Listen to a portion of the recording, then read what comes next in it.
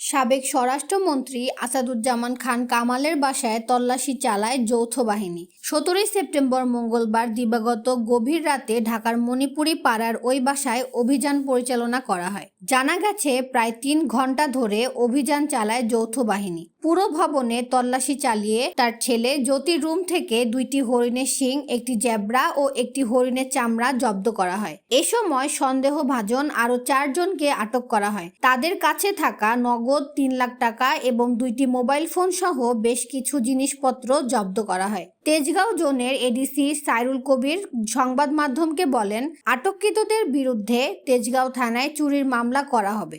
বর্তমানে আসাদুজ্জামান খান কামালের ছেলে শাফি মোদাসির খান জ্যোতির জিজ্ঞাসাবাদ চলছে। এছাড়া অস্ত্র ও মাদক উদ্ধারে জ্যোতিকে জিজ্ঞাসাবাদের জন্য আদালতে 2য় দফায় রিমান্ডের আবেদন করা হবে। আশুলিয়া থানায় একটি হত্যাচেষ্টা মামলায় গ্রেপ্তার জ্যোতির 4 দিনের রিমান্ডের আজ শেষ দিন।